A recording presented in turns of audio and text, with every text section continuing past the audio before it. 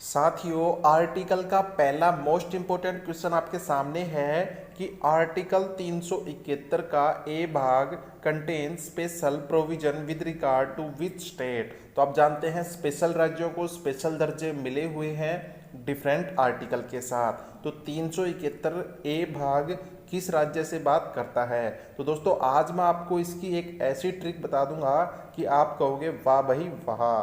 तो इसका right answer तो हो जाएगा नागालैंड, लेकिन मैंने किस ट्रिक से इसका आंसर दिया है वो चल के देखते हैं।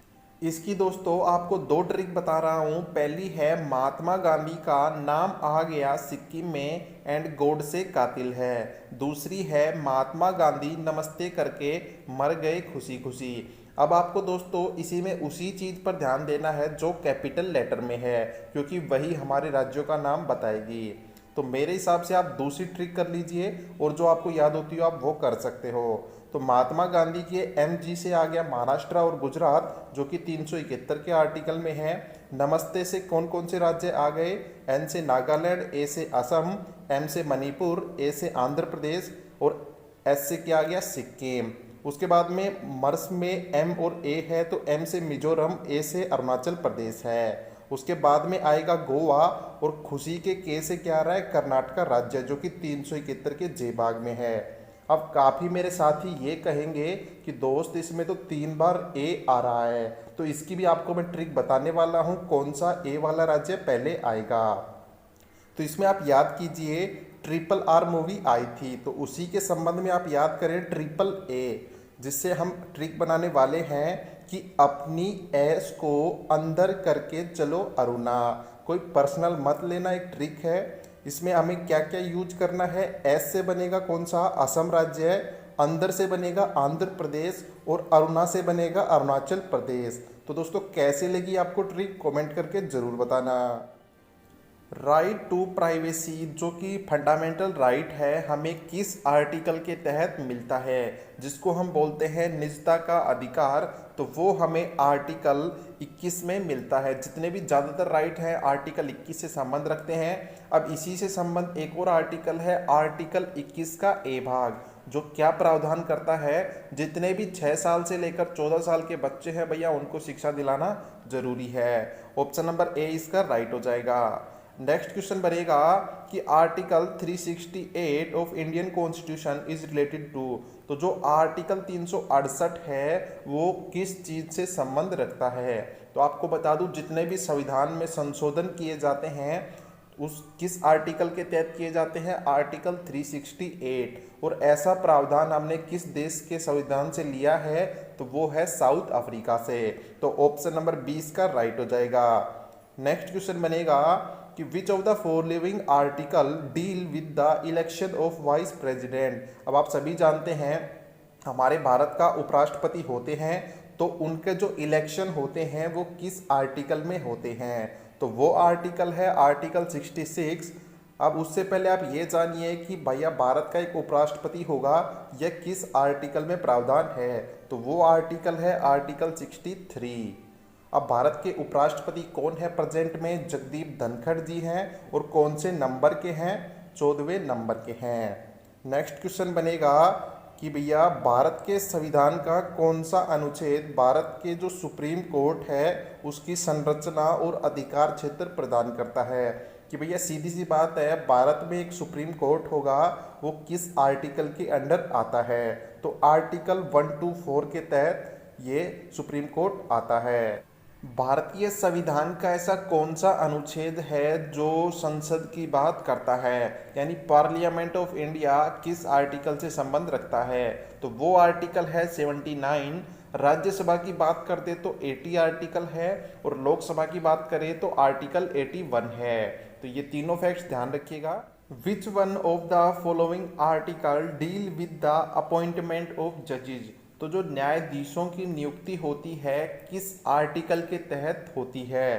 तो वो आर्टिकल होता है 217। ऑप्शन नंबर 20 का राइट हो जाएगा। नेक्स्ट इंपॉर्टेंट क्वेश्चन आ रहा है दोस्तों कि जो हाई कोर्ट होता है रिट जारी करते हैं कौन से आर्टिकल के तहत ऐसा करते हैं? तो उससे पहले आपको बता दूं, सुप्रीम कोर्ट हो चाहे हाई कोर्ट हो, टोटल 5 प्रकार के रिट जारी करते हैं। अब हाई कोर्ट किस आर्टिकल के तहत ऐसा करते हैं, तो वो आर्टिकल है 226। ऑप्शन नंबर डी इसका राइट हो जाएगा। लेकिन अगर सुप्रीम कोर्ट की बात कर दूं तो वो कौन से आर्टिकल के तहत ऐसा करते हैं, वो आप मुझे कमेंट करके बताइएगा। नेक्स्ट क्वेश्चन बनेगा कि भारतीय संविधान के कौन से अनुच्छेद में मौलिक कर्तव्य शामिल हैं, जिनको हम बोलते हैं फंडामेंटल ड्यूटी।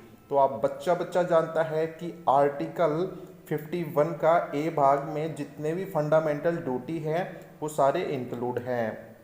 अब इनके बेस के बारे में आपको बता दूं तो सबसे पहले ओनली 10 फंडामेंटल ड्यूटी जोड़ी गई थी। कौन से संविधान संशोधन के तहत? 42वें संविधान संशोधन के तहत। उसके बाद में जब 2002 की साल आती है तो 86वें संविधान संशोधन के तहत 11वीं ड्यूटी जोड़ी जाती है।